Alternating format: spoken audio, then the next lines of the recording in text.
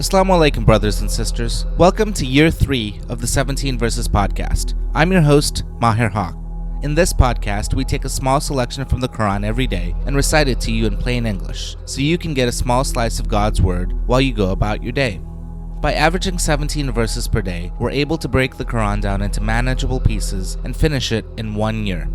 If you enjoyed the podcast, please help spread the word. Tell your friends and family, subscribe in iTunes or Stitcher, and write us a review. Today's selection is from Surah 11, Hud, verses 69 through 83. These verses tell of the good news sent to Prophet Abraham of the coming births of a son, Isaac, and later his grandson Jacob. Next, the story of Prophet Lot and his mission and challenges with the peoples of Sodom and Gomorrah. Tafseer for this selection concerns Lot's daughters as mentioned in verse 78, and a further explanation of the fates of Sodom and Gomorrah told in verse 83. Bismillahir-Rahmanir-Rahim. In the name of Allah, most gracious, most merciful. Our messengers came to Abraham with good news. They said, "Peace be upon you." He answered, "Peace be upon you too," and hastened to entertain them with a roasted calf. But when he saw their hands were not extended towards it, he felt uneasy with them and started to be afraid of them. They said, "Do not fear. We have been sent to the people of Lot."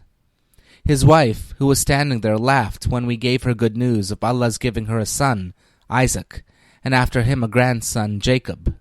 She said, "O wonder! Shall I bear a child now, when I have become an old woman, and my husband has become well advanced in age? This is indeed a strange thing." The messengers said, "Do you wonder at Allah's decree?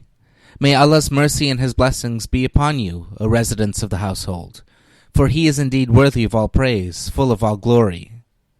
When the fear of Abraham was gone as the good news of his son and grandson came to him, he began to plead with us for the people of Lot. Indeed, Abraham was forbearing, tender-hearted, and devoted. The angels said, "O Abraham, leave this topic. The decree of your Lord has already been issued. Now there must come to them a punishment that cannot be averted." When our messengers came to Lot, he became upset about them, for he felt helpless to offer them protection. He said, "This is a critical day." No sooner did the guests come to him than his people, long addicted to evil practices, came rushing towards him. He said, "O my people, here are my daughters, they are purer for you. Now fear Allah and do not humiliate me by insulting my guests. Is there not even one good man among you?" They said, "Well, you know we have no right to your daughters. You know fully well what we want." Lot said, "I wish I had power to suppress you, or could find some powerful support." The messengers said, "O Lot, we are the messengers of your Lord. They will not be able to harm you. Now take your family and get out of this town while yet a part of the night remains. And let none of you turn your back, except your wife, who should be left behind. She will face the same fates as they. Their scheduled time of doom is the morning. Is not the morning very close? When our judgment came to pass, we turned the cities upside down, and rained down on them brimstones of baked clay, layer upon layer, specially marked by your Lord. Such scourge is not far off from the wrongdoers. Amin. Now concerning Lot's daughters, as mentioned in verse 78, quote, "The biblical narrative suggests that the daughters were married and their husbands were close by, as mentioned in Genesis chapter 19, verse 14, and that these same daughters afterwards committed incest with their father and had children by him, as mentioned in Genesis chapter 19, verse 31. The Holy Quran nowhere suggests such abominations.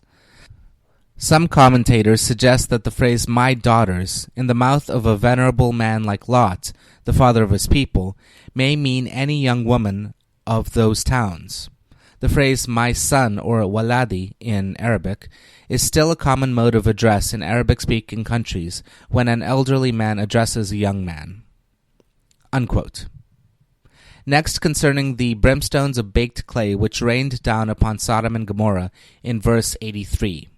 Quote, "Sijil, a Persian word Arabicized from sang-o-gil or sang-e-gil, stone and clay, or hard as baked clay according to Camus. Sodom and Gomorrah were in a tract of hard, cakey, sulfurous soil, to which this description well applies. If we take the words literally, they would mean that the showers of brimstones were marked with the destiny of the wicked as decreed by Allah. But would it not be better to take them figuratively, to mean that the shower of brimstones were especially appointed in Allah's decree or plan to mark the punishment for the crimes of Sodom and Gomorrah? Unquote.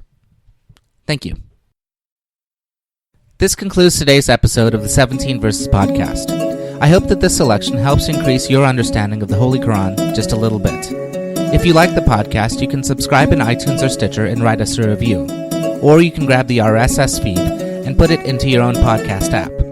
The show notes, including a text version of this episode, can be found by going to 17verses.com. That's the numbers 17, VERSES.com. Thank you, and be well.